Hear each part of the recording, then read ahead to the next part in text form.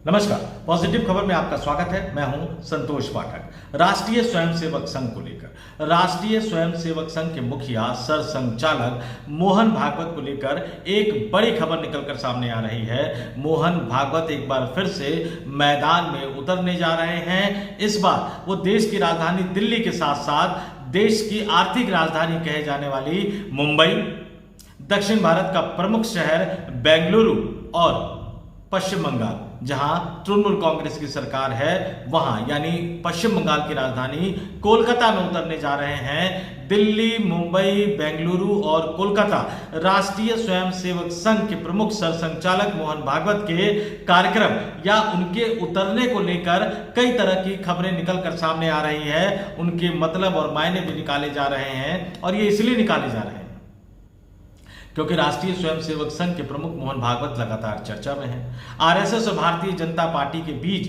Bharatiya Janata party के राष्ट्रीय अध्यक्ष के पद के चयन को लेकर जो खींचतान मची हुई है उसको लेकर चर्चा में है। और हाल ही में एक कार्यक्रम में, नागपुर के एक कार्यक्रम में, जैसे मोहन भागवत ने 75 वर्ष की उम्र में बाजू हट जाने का उपदेश क्या दिया, संदेश क्या दिया, ये माना गया कि उन्होंने ये संदेश देश के प्रधानमंत्री नरेंद्र मोदी के लिए दिया, जो कि सितंबर में 75 वर्ष की आयु पूरी करने जा रहे हैं। और उसके बाद सोशल मीडिया पर एक तरह से कई वरिष्ठ पत्रकारों ने भी एक तरह से मोहन भागवत को सुझाव दिया कि उन्हें खुद पहले रिटायर होकर नरेंद्र मोदी को एक सीख देनी चाहिए, ताकि उनके पद चिन्हों पर, उनके रास्ते पर चलकर नरेंद्र मोदी भी रिटायर हो सके। और ऐसा क्यों कहा गया? क्योंकि नरेंद्र मोदी साहब का जन्म 17 सितंबर 1950 को हुआ था, यानी 2025, 17 सितंबर 2025 को वो 75 वर्ष की आयु पूर्ण कर लेंगे। लेकिन उनसे 6 दिन पहले यानी 11 सितंबर 1950 को मोहन भागवत का जन्म हुआ था। तो 11 सितंबर 2025 को उनकी 75 वर्ष की आयु पूरी हो जाएगी। और यही कहते हुए कहा गया कि उनसे 6 दिन पहले मोहन भागवत साहब को संन्यास ले लेना चाहिए। खैर, उन घटनाओं के बीच और उस तरह की तमाम खबरों के बीच राष्ट्रीय स्वयंसेवक संघ एक बार फिर लोगों के साथ जुड़ने की कोशिश कर रहा है। और इस पूरे अभियान की कमान राष्ट्रीय स्वयंसेवक संघ के मुखिया सर संचालक मोहन भागवत संभाल रहे हैं।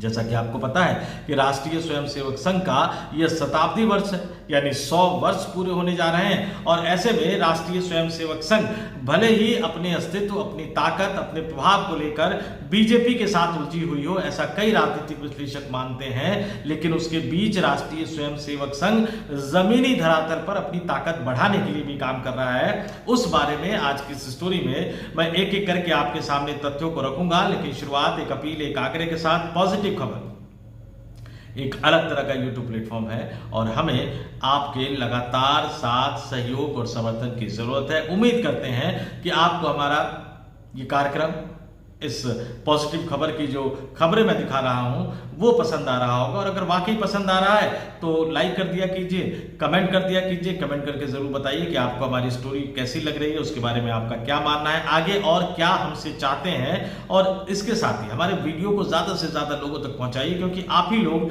इसका विस्तार कर सकते हैं, इस प्लेटफॉर्म का विस्तार कर सकते हैं, हमें पॉपुलर कर सकते हैं। और पॉजिटिव खबर को सब्सक्राइब जरूर कीजिए, अपने दोस्तों और अपने रिश्तेदारों से भी सब्सक्राइब करने की अपील कीजिए। अब आते हैं मोहन भागवत के इस बड़े अभियान पर कि किस तरह से मोहन भागवत अपने इस अभियान के जरिए राष्ट्रीय स्वयंसेवक संघ के लिए क्या हासिल करना चाहते हैं।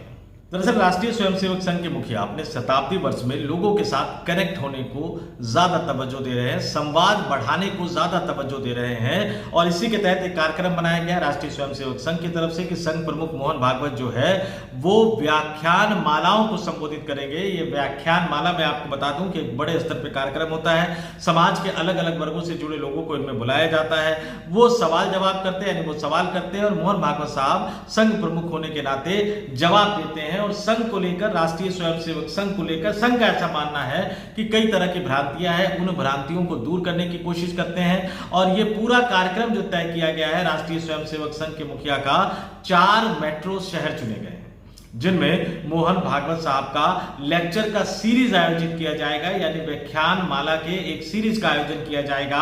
और इसकी शुरुआत देश की राजधानी दिल्ली से होगी और तारीख भी तय की गई है।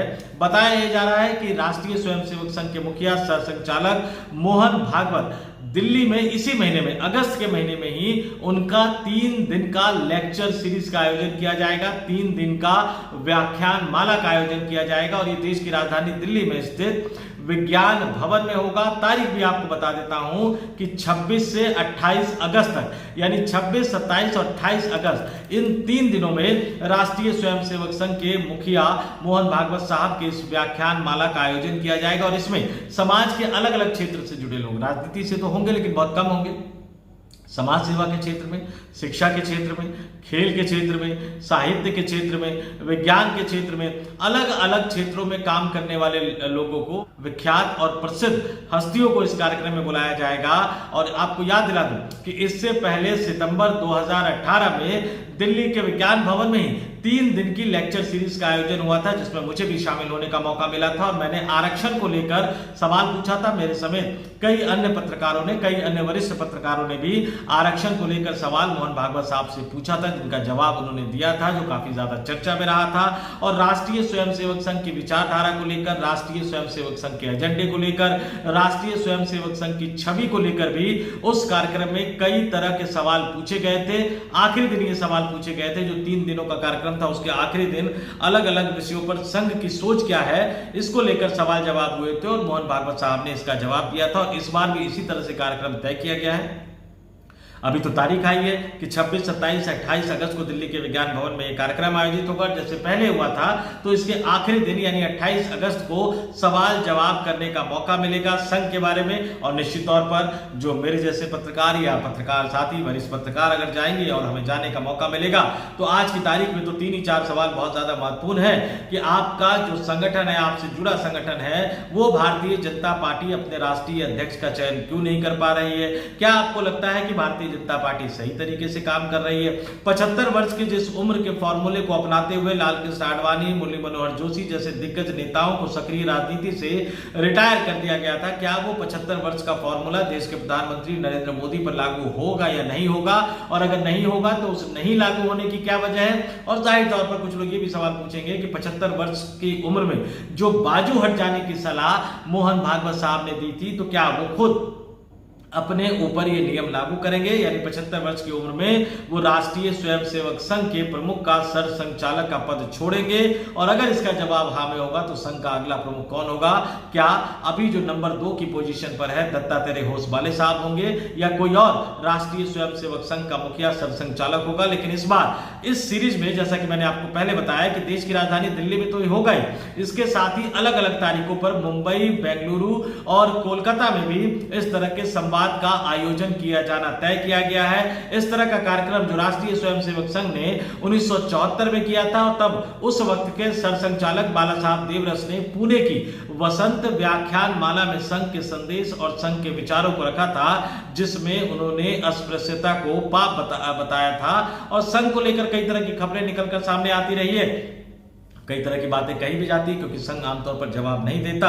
लेकिन अब जब संघ अपना शताब्दी वर्ष मना रहा है, इसी शताब्दी वर्ष में संघ से जुड़े राजनीतिक संगठन भारतीय जनता पार्टी के साथ उसके संबंधों को लेकर कई तरह की कहानियां निकलकर सामने आ रही है। देखते हैं कि अगस्त में जो दिल्ली के विज्ञान भवन में जिस कार्यक्रम का आयोजन किया जाना है, उस कार्यक्रम में क्या इसको लेकर कोई ठोस जवाब मिलेगा या नहीं मिलेगा? विज्ञान भवन के इस कार्यक्रम से या फिर दिल्ली के बाद मुंबई, बेंगलुरु और कोलकाता के कार्यक्रम से क्या संघ को लेकर कोई नई जानकारी सामने आएगी या नहीं आएगी? इन बैठक का, उन तमाम सवालों जवाबों का हम सबको इंतजार रहेगा। आपके साथ मुझे भी, अगर उसमें से कोई बड़ी खबर निकलकर सामने आएगी तो निश्चित तौर पर मैं आपके सामने उसको लाने की पूरी कोशिश करूंगा। तो इस वीडियो में इतना ही। मुझे यानी संतोष पाठक को दीजिए इजाजत। जाते जाते फिर आपसे अपील करूंगा, आग्रह करूंगा, पॉजिटिव खबर का साथ दीजिए। पॉजिटिव खबर की विचारधारा वाली पत्रकारिता को सहयोग दीजिए, समर्थन दीजिए। हमें आपसे हर तरह के साथ सहयोग, समर्थन की जरूरत है। तो वीडियो को पॉपुलर कीजिए, ज्यादा से ज्यादा लोगों तक वीडियो को पहुंचाइए। इस वीडियो को ज्यादा से ज्यादा लोगों तक पहुंचाएंगे, हमारी टीम का हौसला बुलंद होगा। चैनल को ज्यादा से ज्यादा लोगों तक पहुंचाइए, कमेंट कीजिए, शेयर कीजिए, जितने ज्यादा से ज्यादा लोगों तक पहुंचा सकते हैं। और हाँ, पॉजिटिव खबर यूट्यूब प्लेटफॉर्म को सब्सक्राइब जरूर कीजिए। अपने दोस्तों और रिश्तेदारों से भी इसे सब्सक्राइब करने की अपील कीजिए। तो इस वीडियो में इतना ही। मुझे यानी संतोष पाठक को दीजिए इजाजत। आप तमाम लोग देखते रहिए पॉजिटिव खबर। नमस्कार।